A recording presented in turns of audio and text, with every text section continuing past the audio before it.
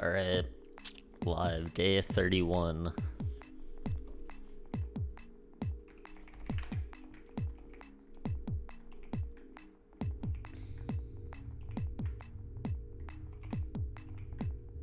Wait, what is going on?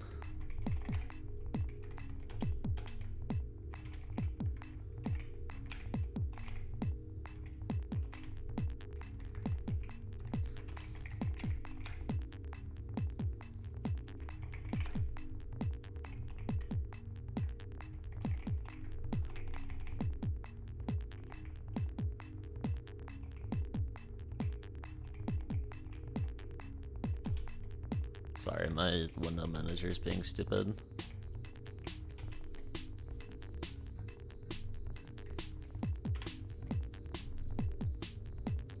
Let's just do this.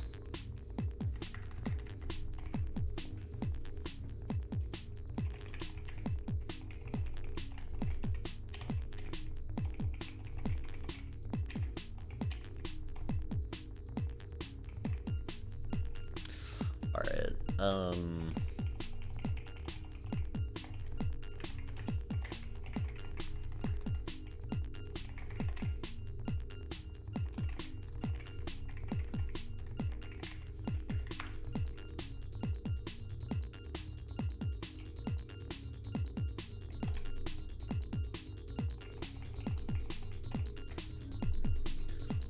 Alright, perfect. So where we last left off is we were trying to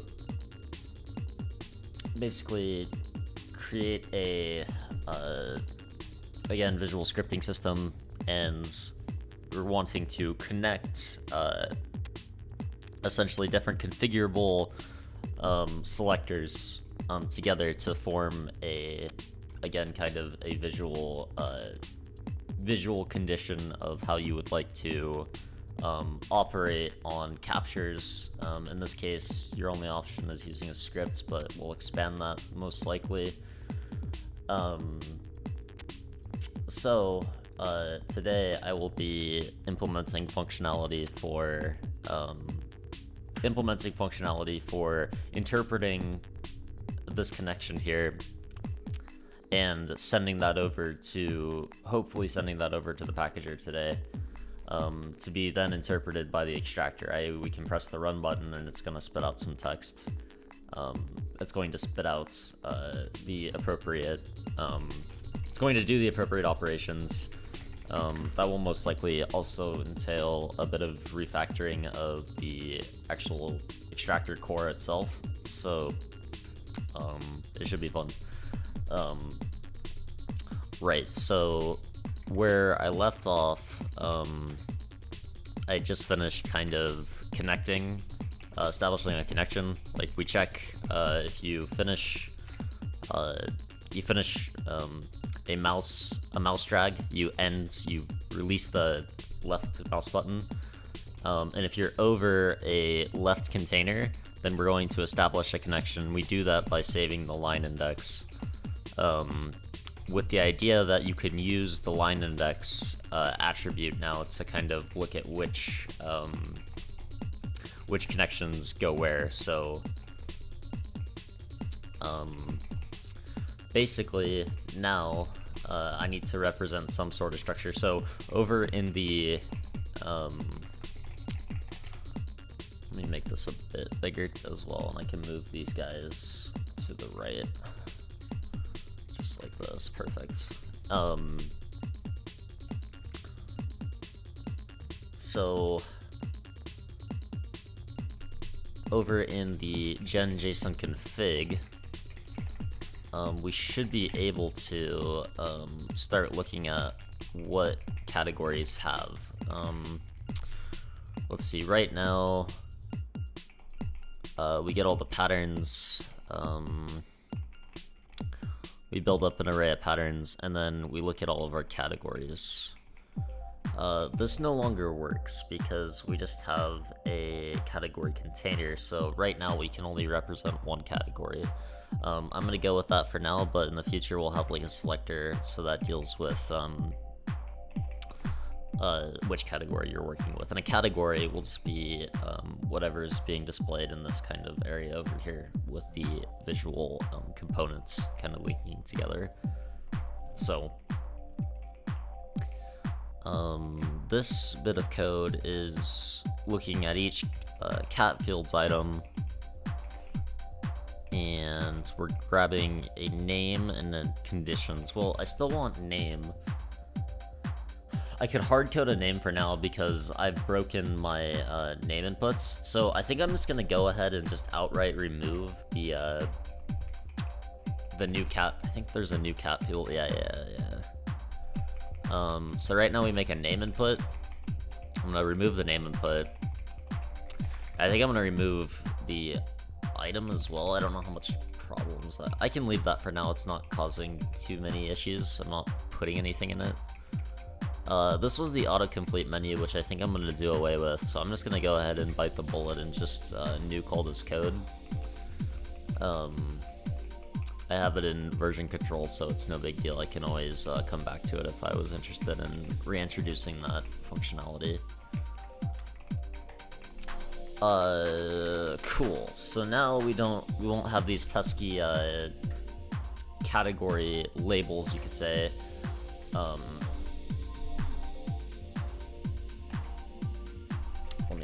Let me do this as well. Nice, that splits within the same directory, so I can just build real quick.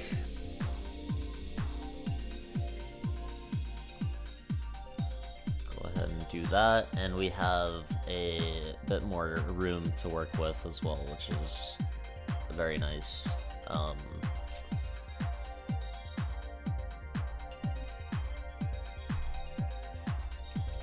So back down to gen.json config, we were looking at each category item.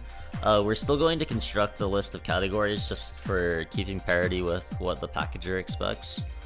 But basically we're just giving it one element. So we can do away with this loop for now. So instead of looking at each item, we'll be, and let me double check that where are we pushing stuff to? I don't think we even use cat fields item anymore, because that's where name and the remove was going. But in the future, it's foreseeable that we'll have like a right aligned menu over here that can kind of pop out and you can drag. And so that will be where you manage things like scripts, a script selector, where you create a new extractor. It'll kind of be like a tree type thing over here, where you can have drop downs, and that's how you'll select things rather than having it built into like the main bit of the UI, like your workspace. So it won't be kind of intertwined in that way, you could say. So cat name input, I don't need that anymore because it doesn't exist. The conditions input also doesn't exist. It exists in the form of those visual components. The name will be a test name.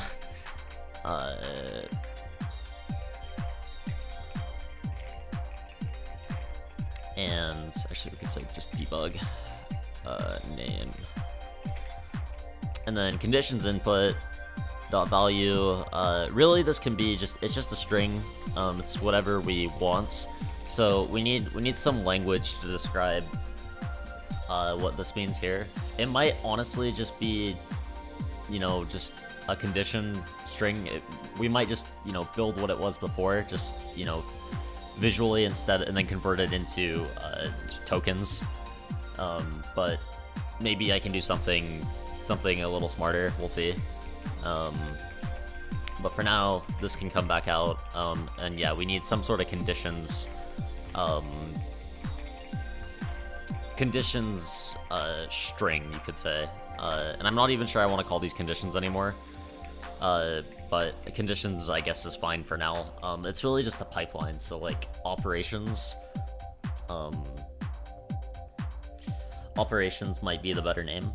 Again, we can stick with conditions and then maybe work that out a bit later. I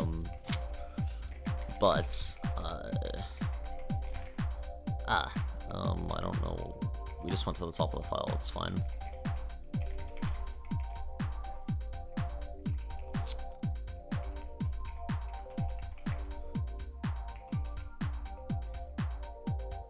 The tricky bit will be importing as well, but we need to have export working first, and we need to kind of settle on something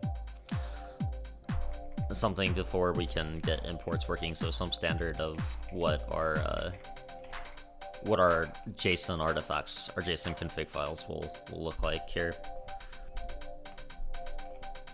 But yeah, the extractor iteration can stay for now.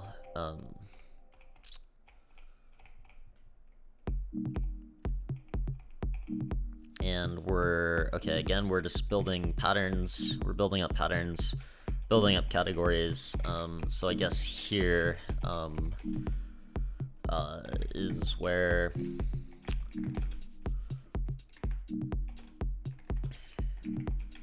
at the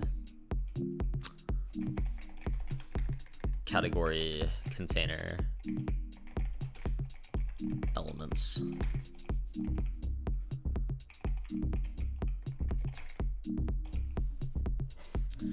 So yesterday I kind of started mulling over what that process looks like. We need to query for the start of the pipeline, basically. So we need to find a start node, you could say, and then work our way left to right in order to kind of construct the operations string or condition string. Let's start with some simple examples. So our first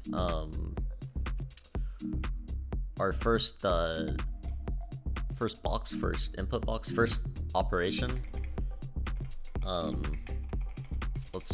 We'll go with first op. First op is gonna be we need to get the first box. So I guess current box, I guess that might be better, and then we can append to some condition string. Current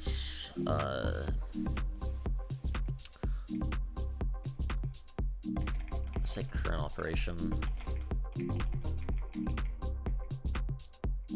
Current operation box. I'm gonna say current operation box, but I don't really like that.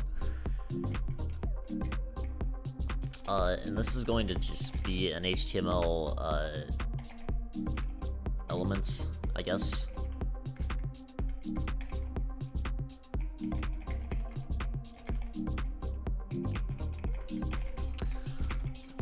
So we need to look at, again, the what is it, SVG category container. It's just category container.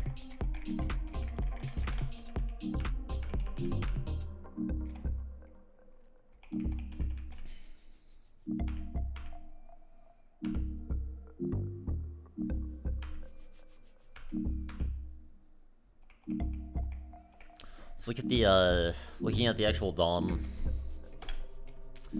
structure will help a bit here. If we go back to a container, we're looking at the category container, and this is just a random div sitting here. Yeah, so the category container contains obviously the SVG category mask,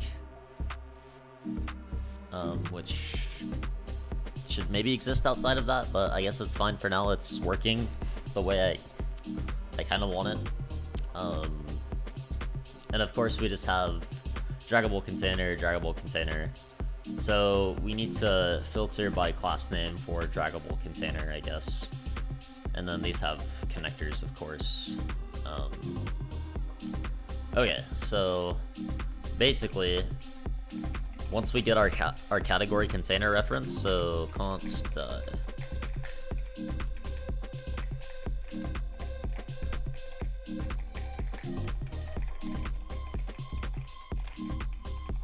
once we get our category container, we need to look at each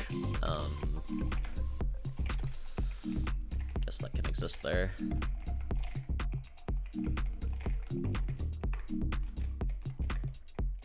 So for each child element, basically we want a draggable container.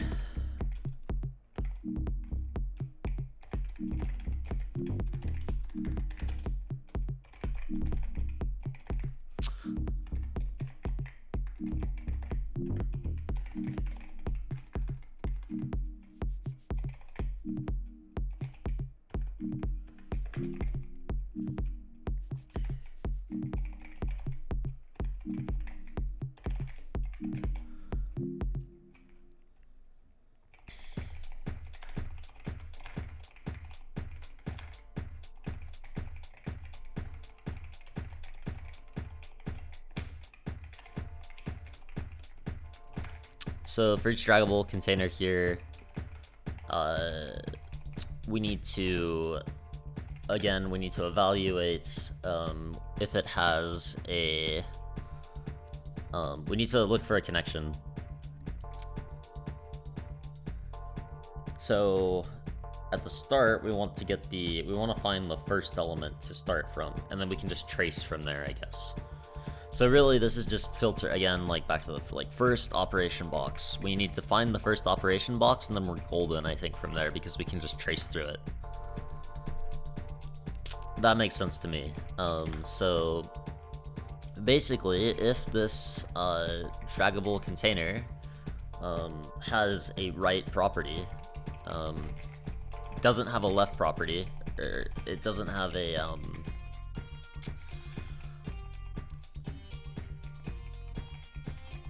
I guess I might always want to set the, once you initialize a, I'm gonna go ahead and do that right now. Once you initialize a connector dot, a connector,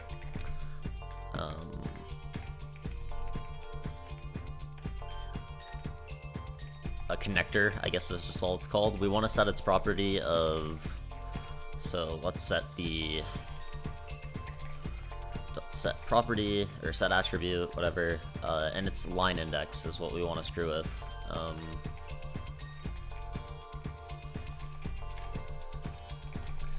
Want to make its line index. We're gonna set it to -1.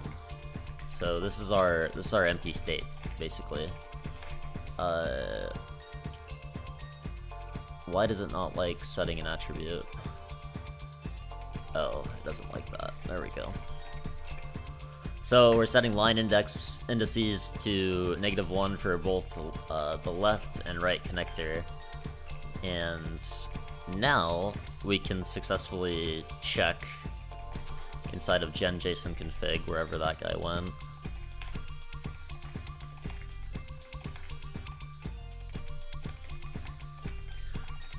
We can say .has get attribute. Yeah, so if line index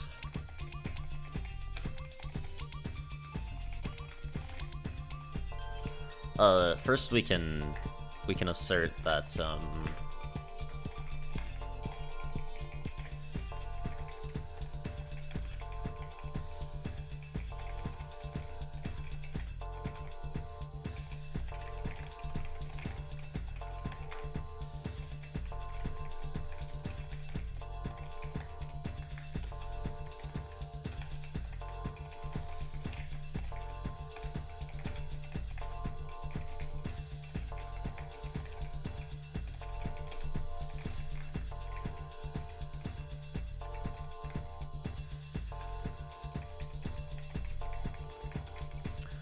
so we'll check that it has a line index attribute set, and if that's not the case, then just assert false, because it should always have a line index as per the connector right and left initialization code.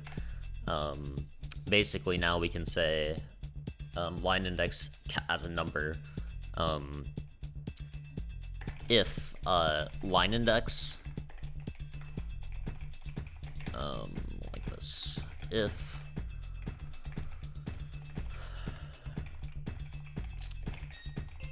And we need to get line index from connectors, not draggable container. So we're actually looking for, prior to getting line index, we need to get the, no, this is a draggable container. And we need to get connectors left and right. So, what is the, I think these just have IDs.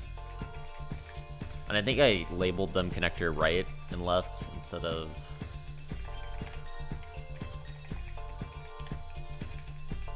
Oh, I'm trying to search within the scratch space, that's why that's being dumb. What's its ID? It's got a class name. Okay. I think that should probably be an ID, but that's fine. So we need to get the right connector, and we can use try get element by ID, by class name. And I forget what I need to pass to this function. I need the elements, so the parent elements in this case is going to be the draggable container. That's the actual class name, and then I need to provide an index of which elements I want. I'm going to grab the first element there. And I don't think I've ever used the index. Something that I think will be useful is giving this a default argument, actually. Wherever that function is.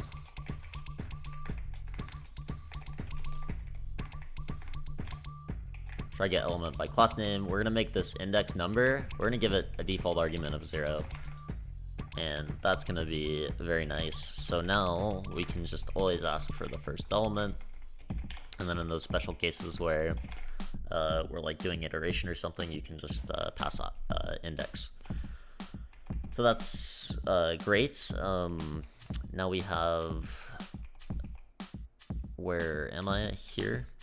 We now have the right connector, and we need to also ask for, we might not need to ask for the right connector yet, because we need the left connector first, and we're only looking for, remember this code is just asking for something that doesn't have a left connector specified, but does have a right connector specified. So I don't know how I'm going to handle multiple conditions yet. I think we'll just say this is invalid because there's we found more than one valid start point, right? Like this is invalid. Like you need to have like a actual start and end pipeline type thing. Maybe that changes. I don't know what world that changes in. Maybe if this gets more complicated somehow. But again, for now, we're looking for just a single start point, first operation box, as you could say. So getting left container. And so instead of just breaking out, we'll keep searching and hopefully only find one first op box ever. So this is either an HTML element or it's null. And we're gonna initialize it to null. This is like an optional first op box. You could also just record the index, and that might be a bit safer. And then you can check if it has an index once it encounters another valid box, and then just throw if you have more than one. I like first op box index is what we're going to be searching for, and then again this just becomes a number, and then we can just initialize this to like -1. So I kind of like this as well. And we can say container index.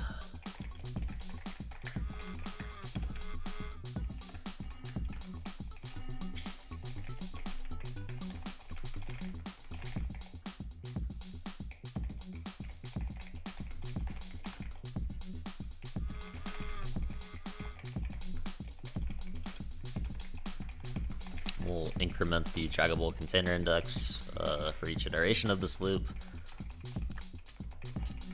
And again, after we've found our line index, and we're going to be doing this twice actually. So here's the first, this will be, we'll actually want, let me move this down because we're going to check left first as like a shortcut. I'll just comment this out just 'cause it's bugging me. So we need to first ask for the left connector. If we get a left connector, which we this will throw if that's not found, so that's kind of an assertion as well.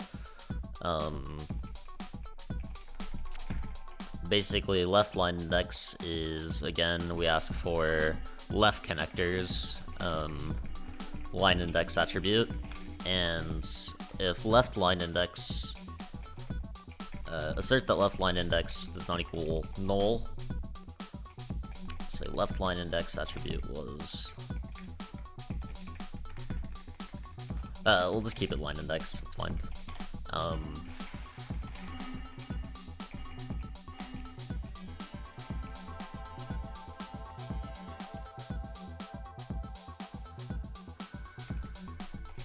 So now, if this as a number,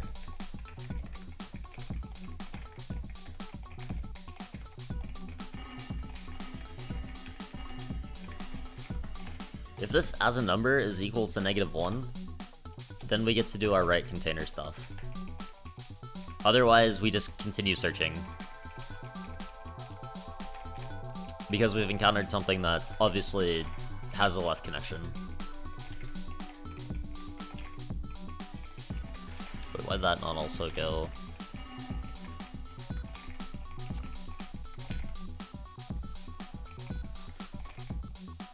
Okay, so once we found our null left line index, we ask for our right line index.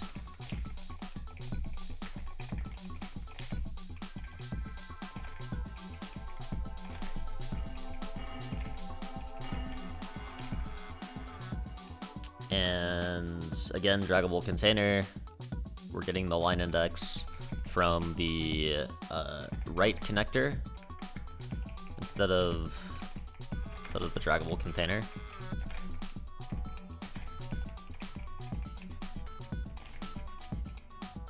It looks fine and dandy. We get our right line index. We assert that it does not equal null. And basically, if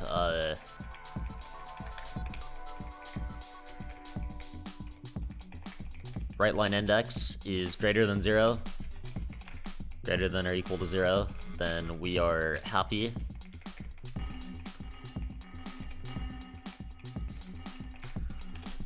We're happy. Otherwise, we do nothing because it's just a random box floating around that has a null left connection, and we don't do anything with it. It's just floating around. And maybe we can complain. Or this is just the last, or this is the last box, which, right, it has a, it doesn't have a left connection, it doesn't have a right connection, so we have a hanging box. Say box with no connections, so maybe right now I'll just assert false, because we don't want this case.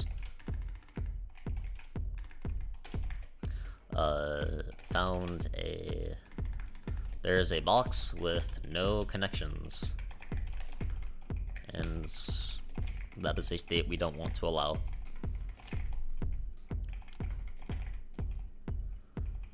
Again, otherwise we're happy, and we found our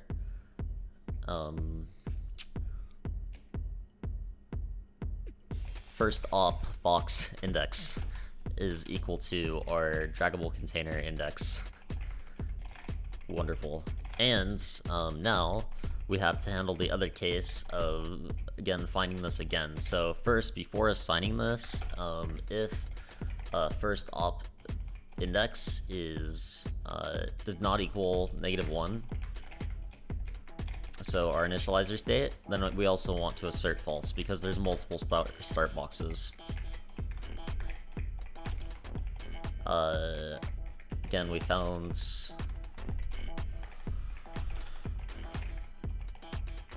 just PLE, multiple start boxes, start paths, you could say.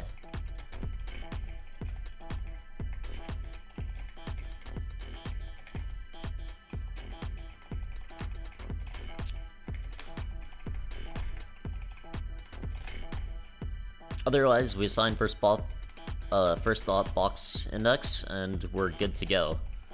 So let's say I'm just going to assume that that's working, and we'll test out what happens with no connections and finding multiple start paths. So let's see here, wherever my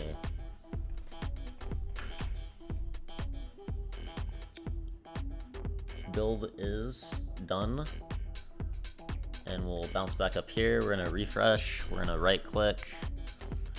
So we'll start off with the no connections box. So we'll make 2 boxes, and we should hit this just once, because we'll assert, that'll stop execution, and we'll go from there. So whatever, this is a pattern, let's say, and we're looking for, let's say, benefits. I need to click in here first, so benefits, boom. Benefits, I'm gonna hit the run button, console. And that should have tried to config. Let's have an extractor open.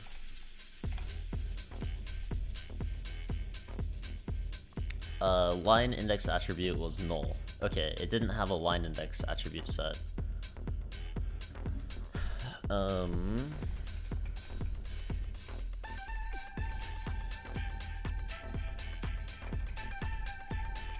So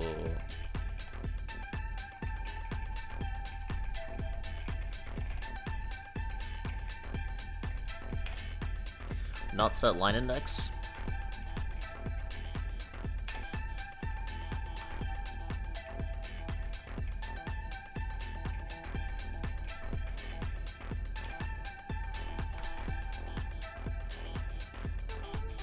Oh, yeah, this needs to be connector left. Perfect.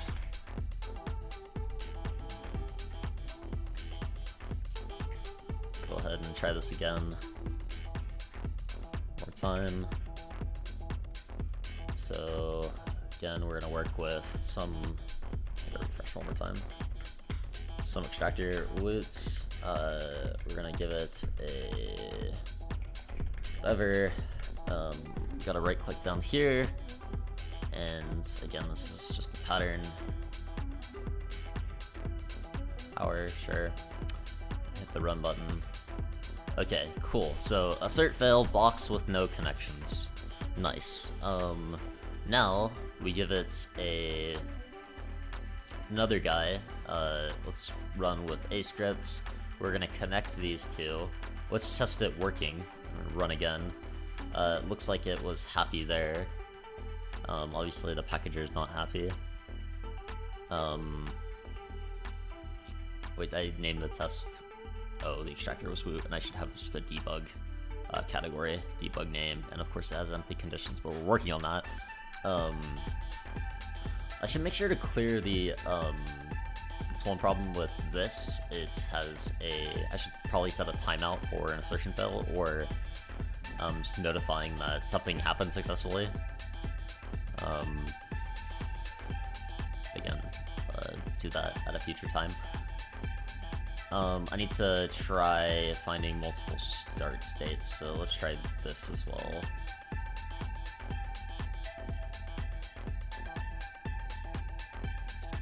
Nice, so we found multiple start paths, so of course we're just going to break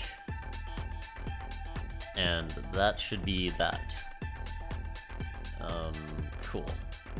And of course, there's no way for me to rectify this. Like, it's just you gotta refresh the page. So that's not very good.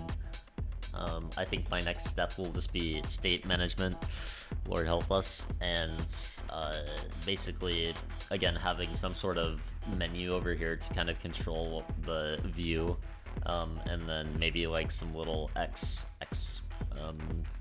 essentially delete buttons for each of these. And of course, making the lines track with the boxes, because that just looks very janky at the moment, and I'm not a fan. So of course, now we need to evaluate the contents of the first op box through to the left off box, or the leftmost op box to the rightmost off box.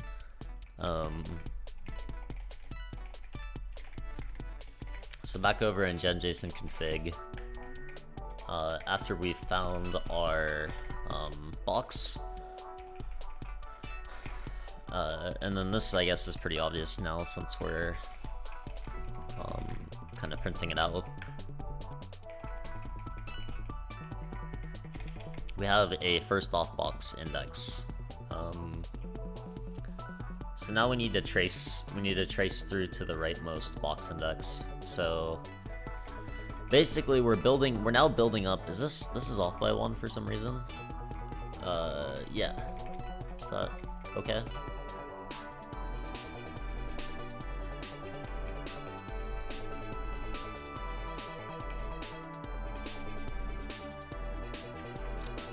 I'm off by 1 indentation wise, so wait, am I? No, I'm good. Wait, this is like...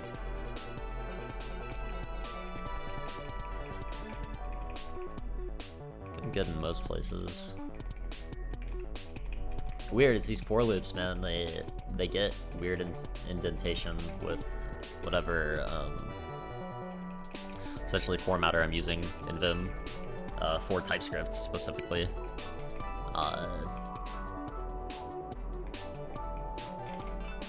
Okay, so now we need to build up our conditions.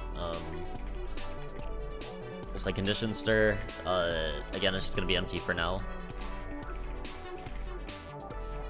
So we need to construct our condition string. So basically, now our current op box is going to be equal to our... We have our category containers, a draggable container. So we have our op boxes, you could say.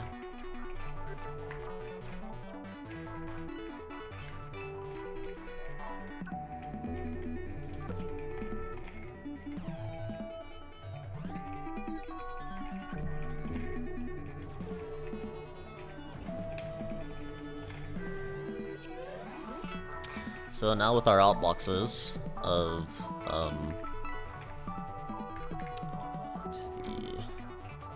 oh, and then of course if we just don't if we don't find a valid if this is still -1, we'll just assert false as well.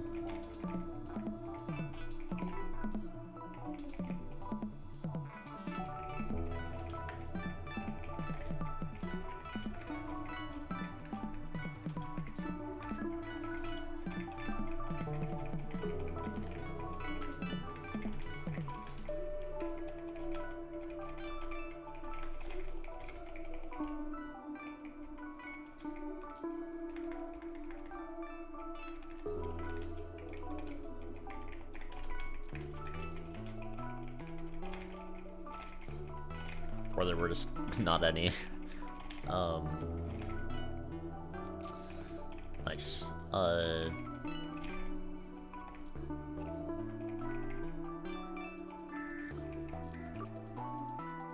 Why is this mad? Oh, it's mad because that's unfinished. And again, op boxes at the first excuse me, first opbox index. That'll give us our current opbox, and basically we need to follow it. We need to do some sort of while loop while we haven't encountered while the right connector. I guess we just say we'll do this as well. Let's try this. We'll just have something here. Once we encounter, let's handle our break state. Once we encounter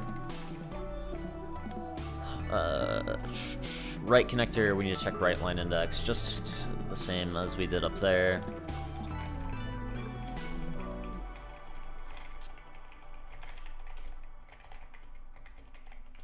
Index is equal to -1. Just for consistency, we're going to cast this to a number. If this is -1, then we are done. Break.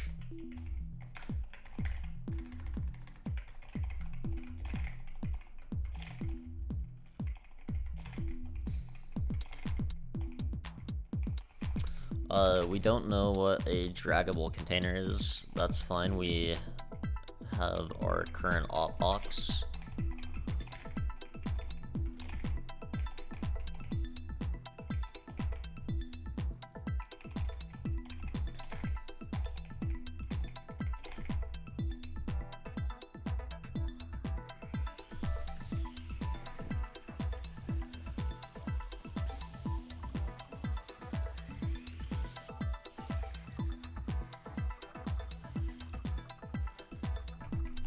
And draggable container becomes whatever our target box is. So our target box is basically the right box.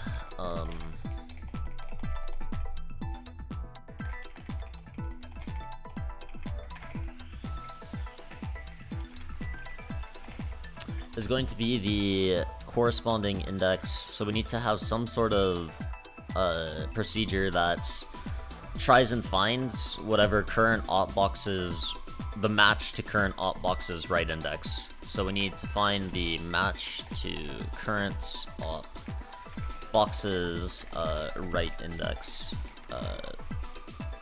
line index, say.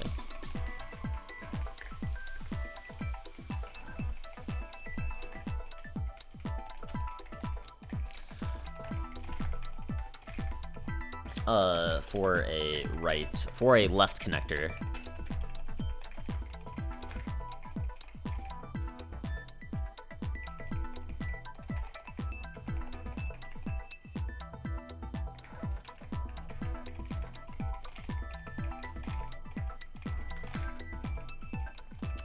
You can say target box. Target box is fine.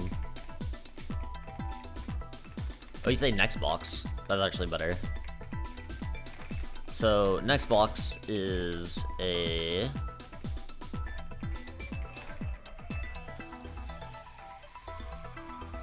what does a try and gets?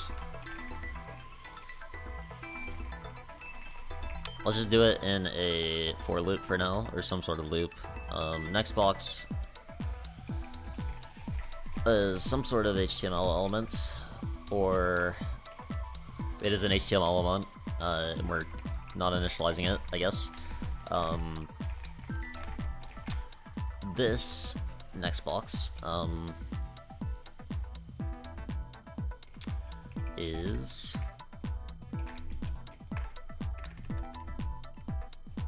we're gonna say for each opbox.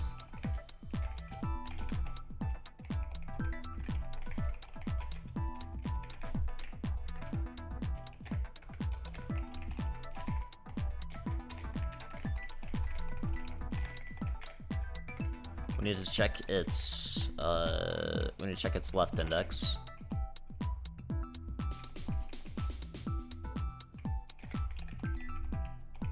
Check its left connector.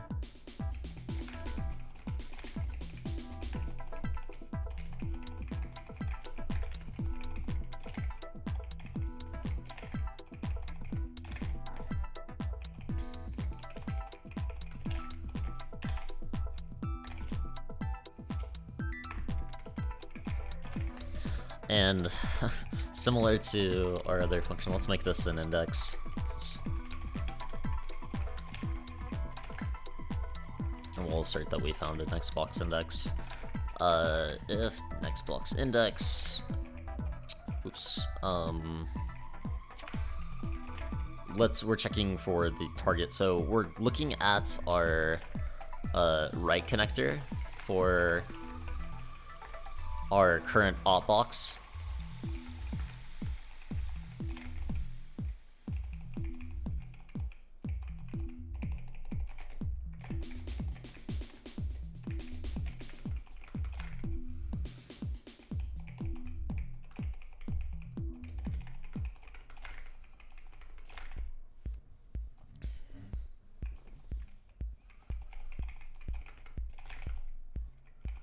So we want to ask if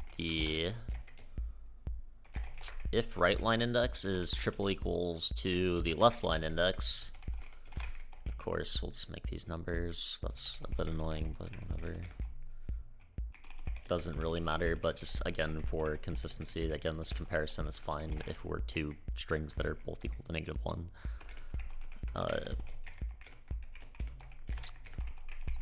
An index that really isn't a number. It's a string, but it is actually an index. It's a stringified number. So if these indices match, then we've found our next box index.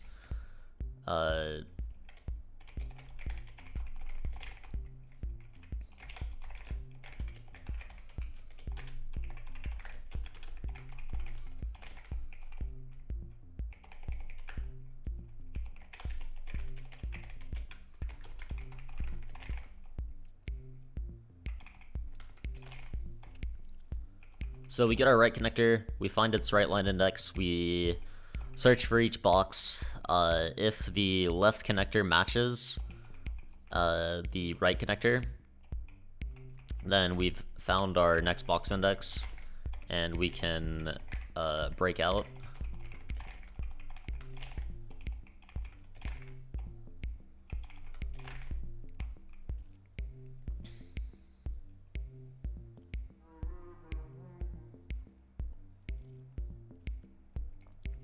So now that we have our next box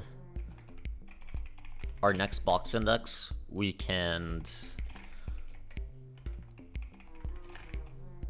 and where is the conditions getting written to? I guess we can handle writing conditions here. We're gonna handle finding the next box to move to. We're going to move to the next box here. I might still need to do this. We're going to handle, yeah, so if this is the last element, like this is the case where right index is -1, we're not even gonna bother looking for the next box, which makes sense to me. We're just going to be done. Perfect. I think that is the entire loop done, actually. So here again is where we kind of evaluate. This is where we dive even deeper into the box's elements. So we look at its type. We're gonna ask what it is. So for starters, I need to have some sort of verification for having an input, and I don't think I'm going to do that today, so I will just kind of append whatever. And does this have to take the form of a condition string? I mean, it'll probably be a string, but do I have to have it as kind of a human readable query language type thing? That's what I'm getting at. I think the answer is no.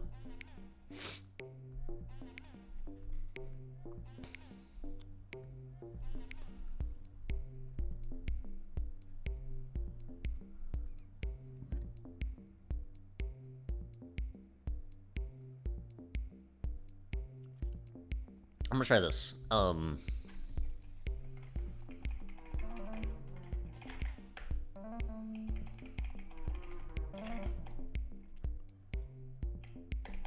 I'm going to try writing conditions as a array of essentially just, again, operations. So these are just all the operations that are taking place.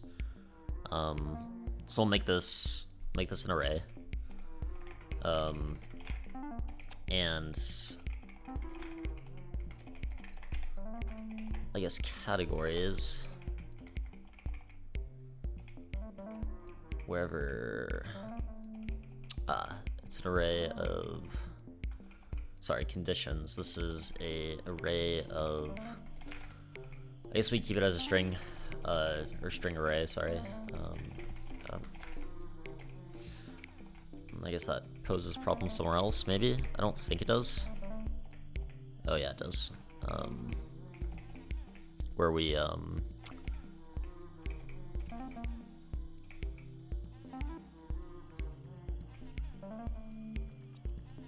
gotcha. I think I can just do, I need to kind of declare conditions. I need to build up conditions.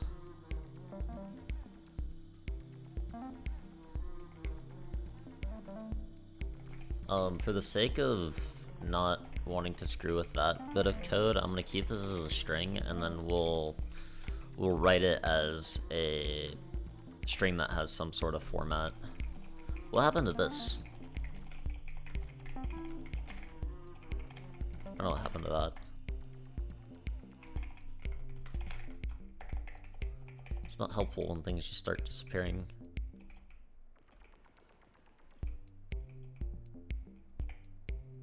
Where's gen.json config? Line 506, okay.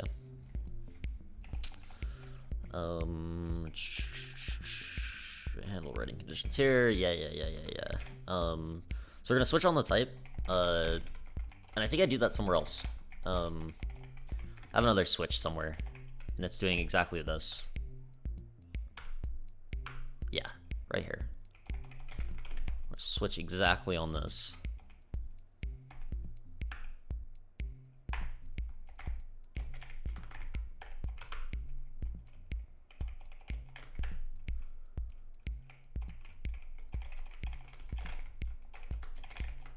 So we're switching on the selector type options. What is...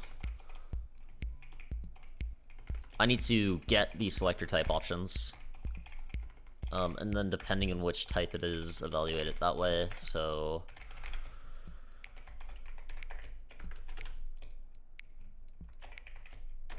oh, are we assigning current opbox? Yeah, I forgot to do that.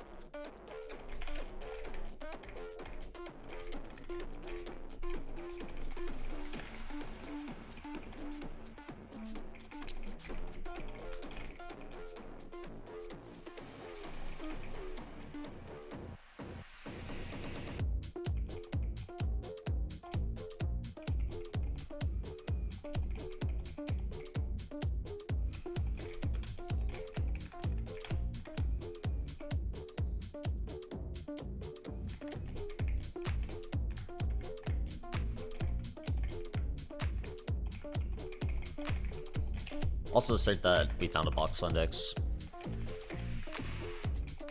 Or next box index.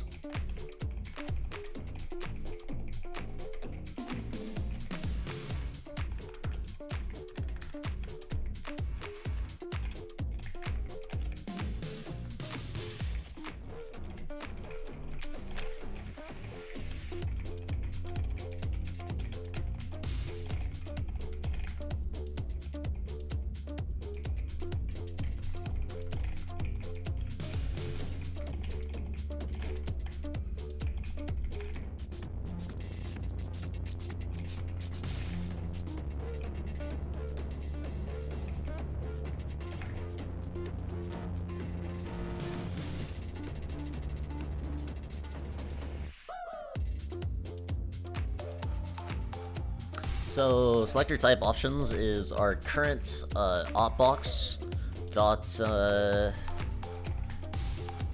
gets elements by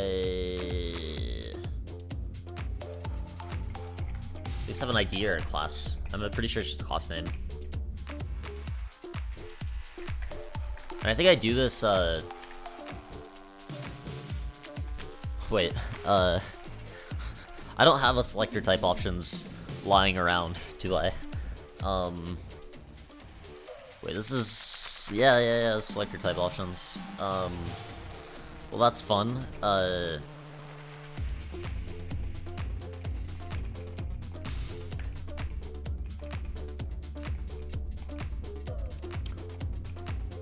How do I know which one is currently selected? Because they both exist. This is the problem with making them both exist. One is hidden. Whichever one isn't hidden is the one that, actually just the value of, it's the value of the selected. Basically we want to get selected value. And I guess this needs to move somewhere. Selector type options.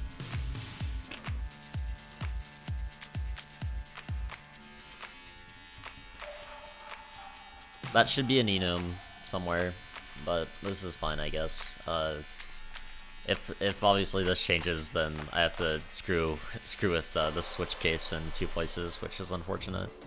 And they're strings, which is error prone, but it's okay. I just want to get the selector.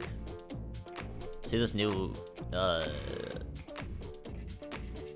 select element. Where is the select type select?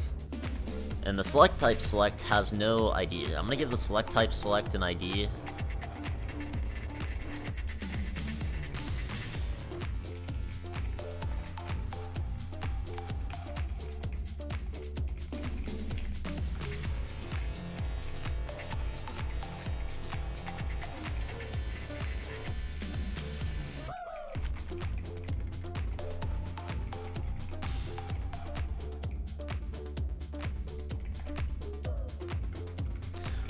Go back to class name.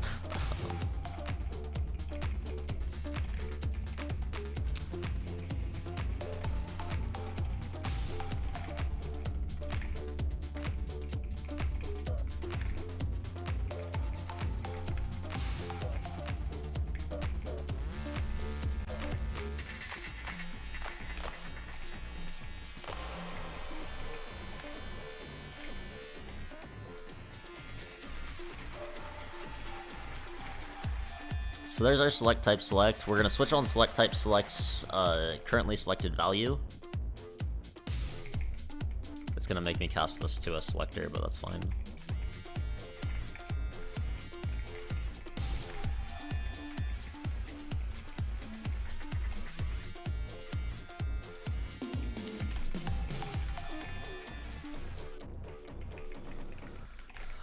I don't want to do any of that nonsense. Basically, we're gonna handle pattern and scripts.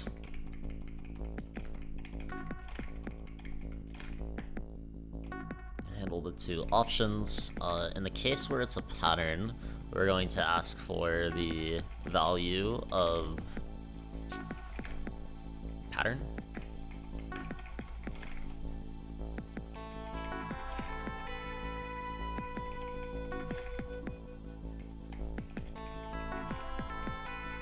Pattern select doesn't have a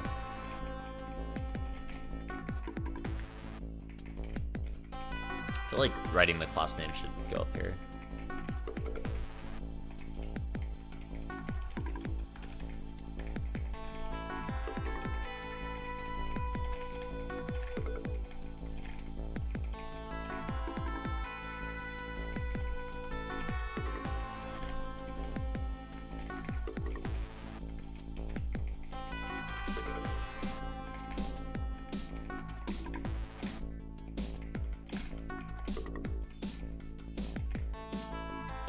Okay, so now we're allowed to do this.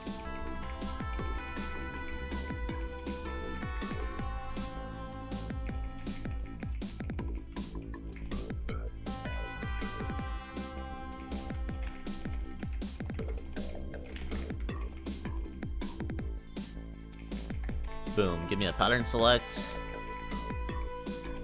and give me a script select.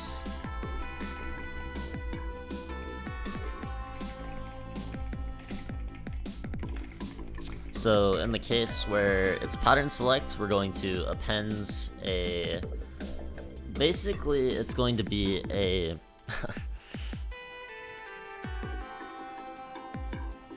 I'm going to give this a some kind of an encoded string, you could say. Again, just to kind of keep this as a string. I'd like this to be an array in the future, probably tomorrow.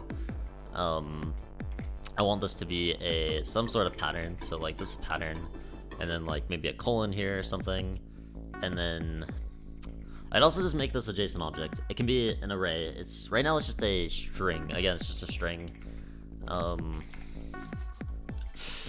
Dang it. Alright, well, how about this?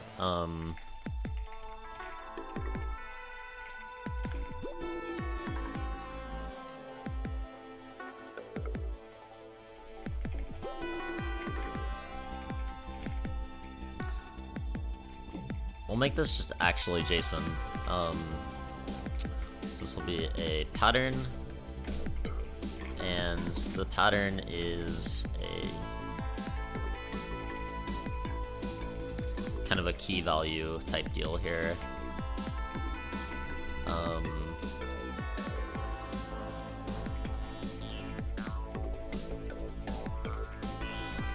it just like this.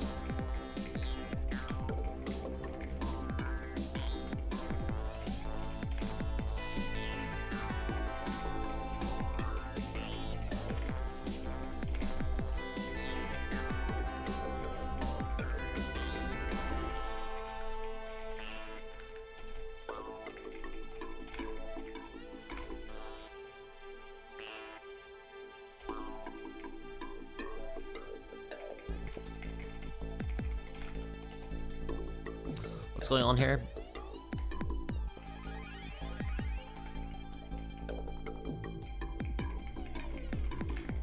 Oh, that's fine.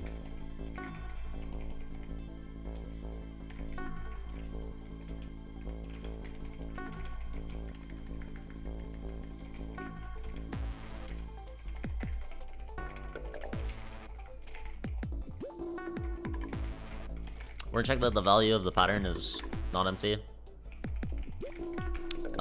We would also like to do that with script select.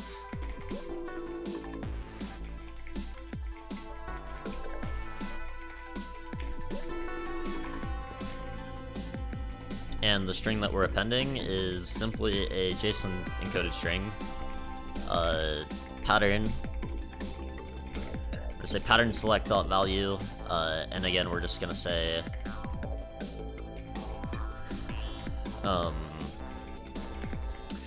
I could honestly just make this a JSON object and then I can stringify it. Let's do that instead.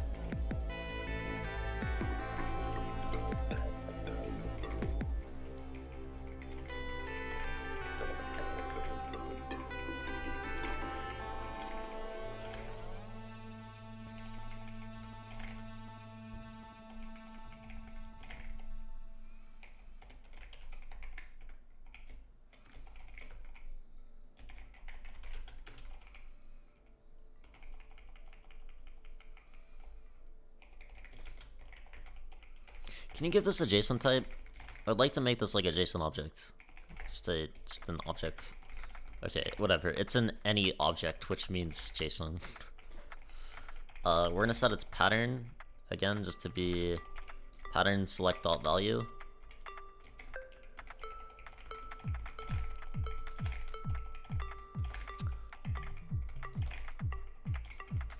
I guess I can just define what a condition is in the future, but so again, we'll make this not a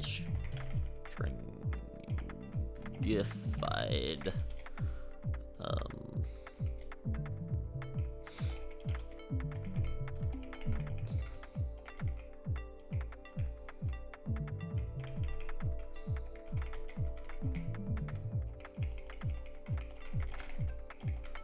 stringify did.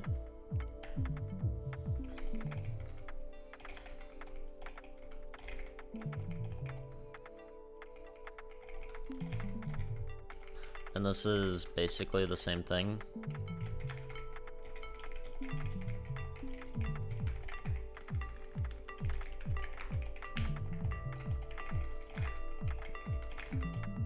Otherwise, we fell through. Correct. And conditions is JSON, pattern, scripts. We stringify it once we push.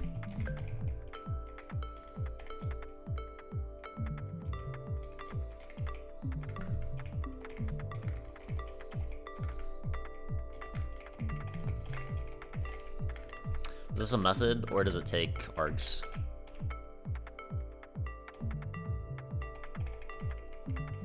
Takes args.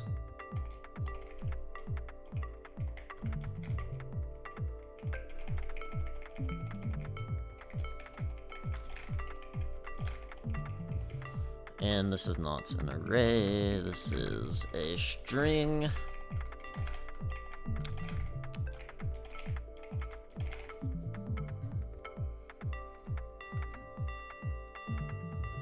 Conditions JSON. Okay, let's build this. Something is surely broken, right?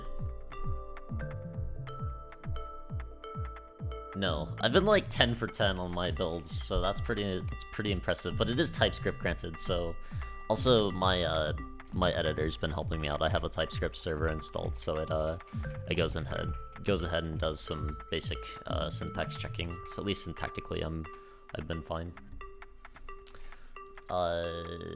Let's do this. This is a pattern, and it's looking for schedule, and it runs on a script. Drag those two. I hit the run button, and we're left with nothing, because I didn't give it this.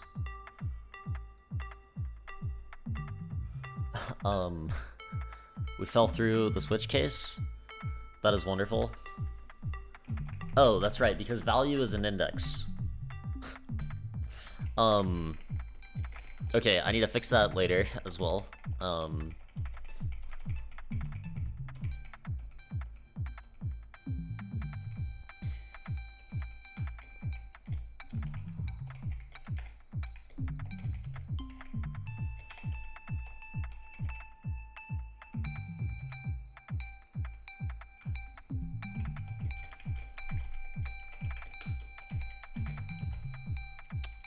Fix both these.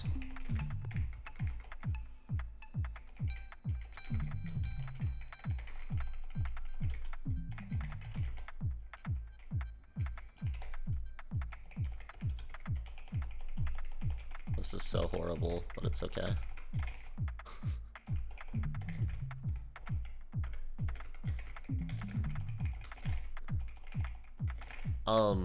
Actually, wait, no, it's fine. Because I think I'm gonna do away with this. We'll just make the value we'll make value the actual string, or some enumeration. Cool. Try building again. Looks like we were able to build successfully. This is an ASDF extractor. We're looking for benefits. Holidays, apparently. Fine.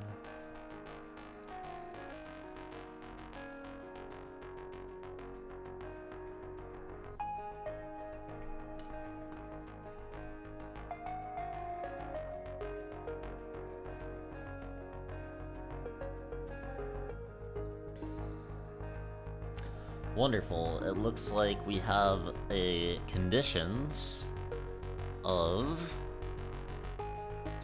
pattern holidays. And we might not need to represent patterns here anymore either, because we're now tracking it. We're now tracking it within the category condition itself.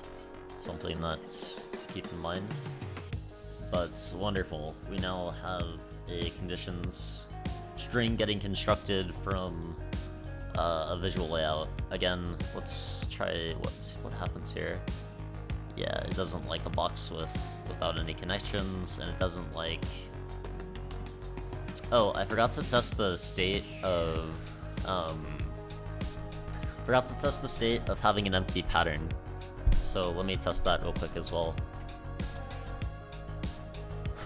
Tomorrow I will probably... There's lots of things to do now. Tomorrow I will probably work on trying to import one of these configs. Or at least trying to get it, or at least trying to get the packager to attempt to package one of these outputs that we're spitting out.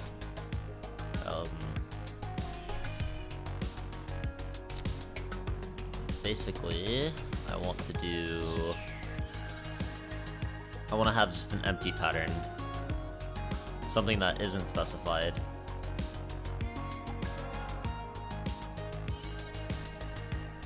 It didn't catch that.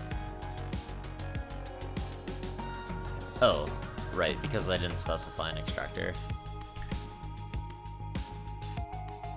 Nice. And then if we don't specify a script, we can't not specify a script. Okay, well that's a good problem to have, I guess. I like that problem. Go ahead and press that again. Again, we need to fix whether this updates or not, so maybe a clear debug message state, or just set a timeout for when that clears itself. I think I kind of like the idea of having a clear message state.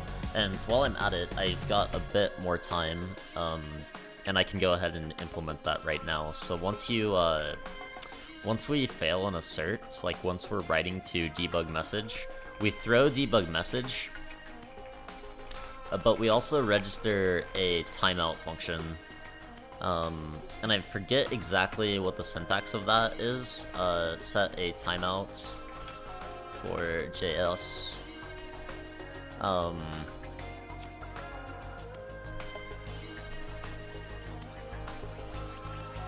It looks like you can...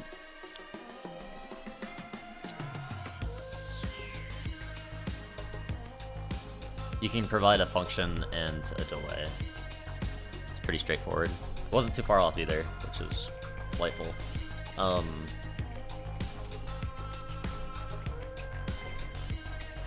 So after, like, whatever, let's say after like 5,000 seconds, we're just gonna clear,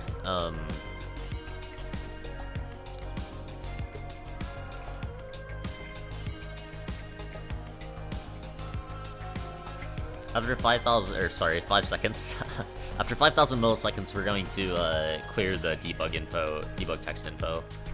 And more nicely, we can even go one step further and restore debug text info. So,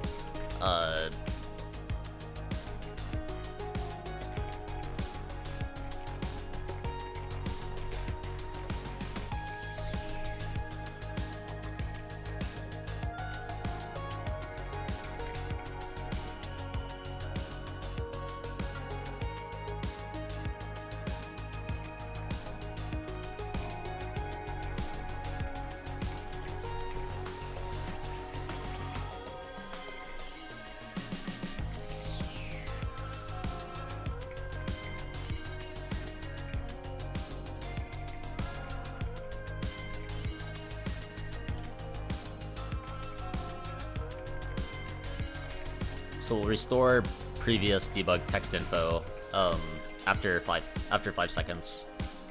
So we'll let that error marinate there for a few seconds. Maybe 3 seconds is good.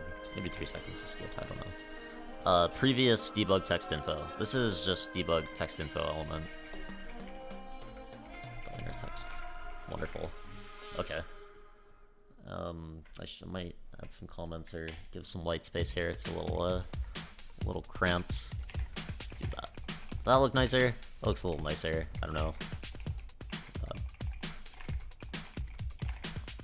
I'm not sure. Let's do this, and this, and this, and this.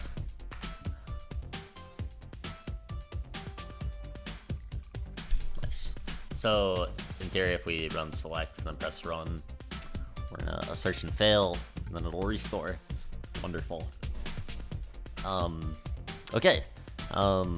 That was day 31, and that's where I will leave it for today. And I'm going to sign off now.